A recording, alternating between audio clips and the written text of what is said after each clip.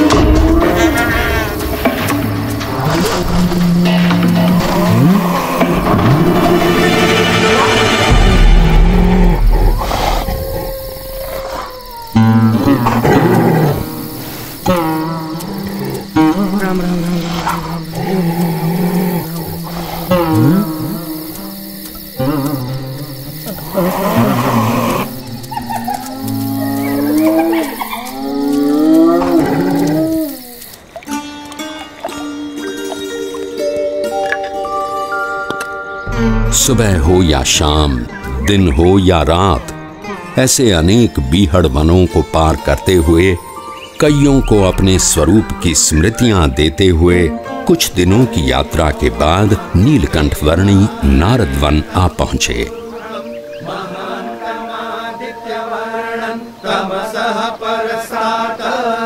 तमेव विदित्वाति मृत्युमेति नान्यः पंथा विद्यते पुरुष एवेदगुं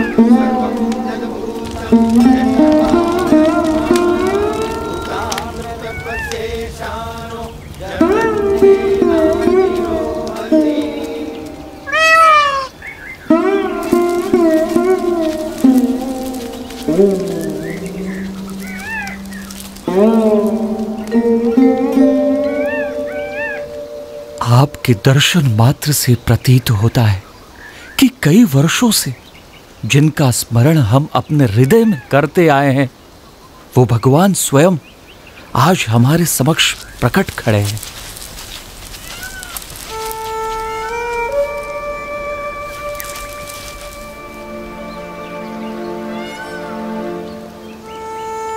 आप सबने परमात्मा की प्राप्ति का जो मार्ग चुना है, उसी में मनुष्य जीवन की सार्थकता है।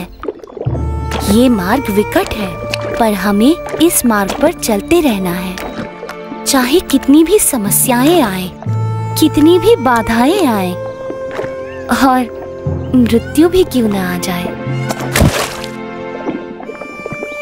किसी भी परिस्थिति में हमें उठ खड़ा होना है।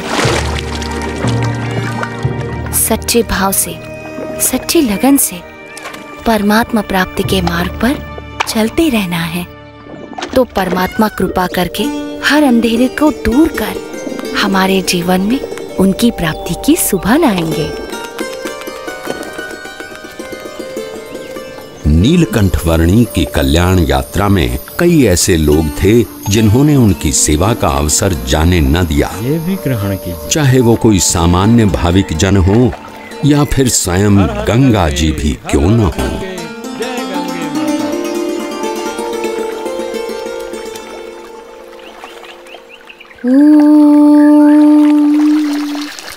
भूर्भुवः स्वः तत्सवितुर्वरेण्यं भर्गो देवस्य धीमहि धियो यो नः प्रचोदयात्।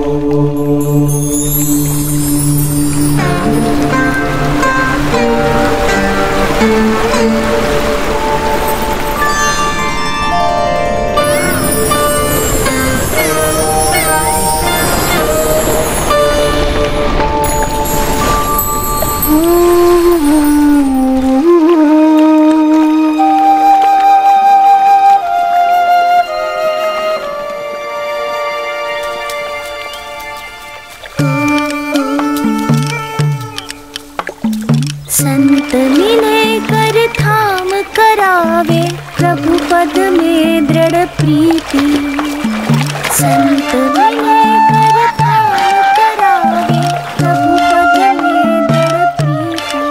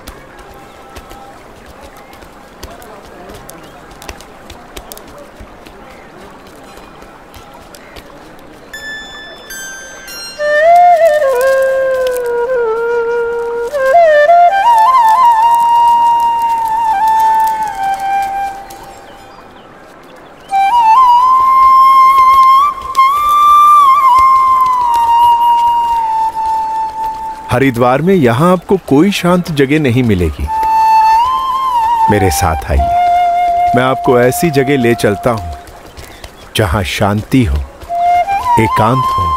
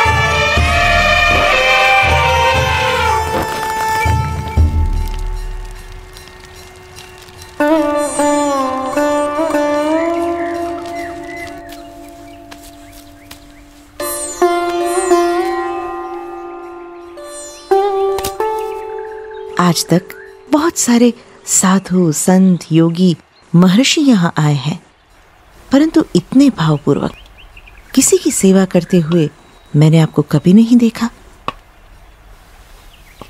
कौन है ये? जो कुछ भी है यही है। इनके आगमन से हरिद्वार सच में हरि का द्वार बन गया। हाँ?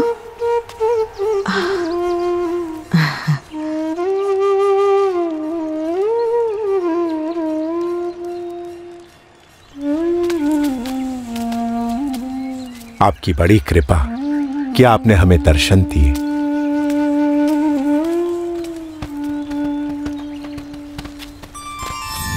सबकी भक्ति का स्वीकार करना और ज्ञान की परम अवस्था में रहते हुए भी भक्ति का एक भी अवसर जाने न देना, वो नीलकंठ वर्णी की निजी रीत थी।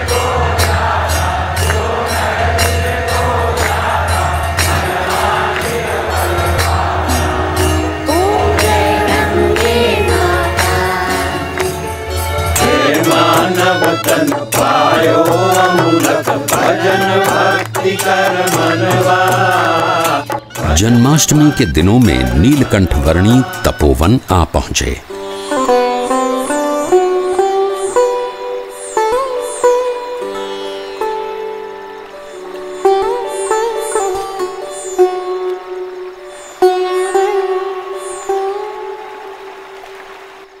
इस तपोवन में रम्यक मुनि और ध्रुव जी से लेकर आज तक बहुत ऋषियों ने तपश्चर्या की है, पर हम लोग सबसे अधिक भाग्यशाली है कि स्वयं आप हमें कल्याण प्रदान करने के लिए यहाँ पधारे। मैं मुमुक्षु से मिलने के लिए सदैव उत्सुक रहता हूँ। धन्यवाद प्रभु। यहाँ ऋषिकेश में भगवान श्री राम के भाई लक्ष्मण जी ने तपश्चर्या की थी, इसलिए यह मंदिर लक्ष्मण मंदिर के नाम से प्रचलित है। यहाँ उपवित परिवर्तन करने की विशेष महिमा है। मनुष्यों और परमात्मा के बीच का एक मार्ग प्रस्थापित करने के लिए कटिबद्ध और भवसागर में डूब रहे जीवों को उबारने के लिए संकल्पबद्ध नीलकंठ वर्णी ने गढ़वाल प्रदेश में अपनी कल्याण यात्रा को आगे बढ़ाया।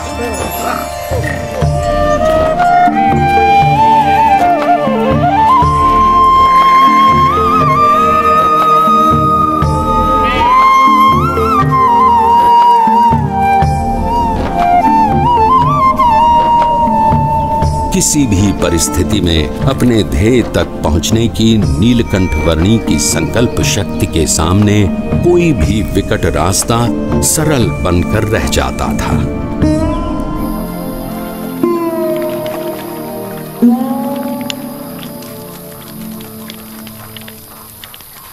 अरे उस बच्चे को देखो, इतनी ठंड में इतने कम कपड़े, ये जिंदा कैसे रहता होगा? प्रकृति की हर कठिनाई को हंसते मुंह सहकर भी प्रकृति के तत्वों का आनंद लेते रहना नीलकंठ वर्णी के लिए सहज था। उनकी ये विलक्षणता कभी कभी प्रकृति के तत्वों में भी ऊर्जा का संचार कर देती थी।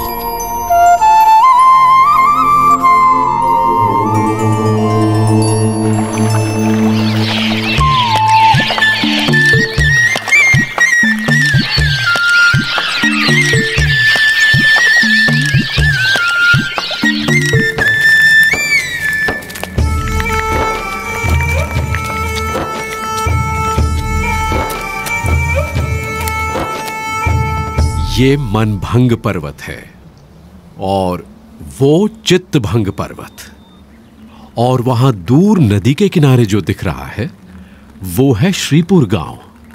उस रास्ते से हम ऊपर केदारनाथ जा सकते हैं।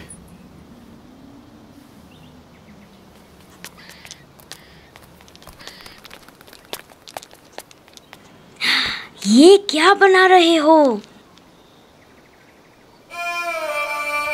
ये जीव है और ये ईश्वर है, और ये उनके ऊपर माया का घोर अंधकार। ये क्या? और माया से भी पर ये है ब्रह्म, और सबसे पर परब्रह्म। ये क्या देख रहा है? बेटा, तुमने सन्यास ले लिया है। अच्छा किया है, पर इतनी छोटी उम्र में तुम्हें क्या पता कि कितना संघर्ष, कितनी विकटताएं होती हैं एक सच्चे सन्यासी के जीवन में। यदि पुरुष प्रयत्न में कोई कमी न रहे तो परमात्मा कृपा करके सारी विकटताओं को पार करवा देता है।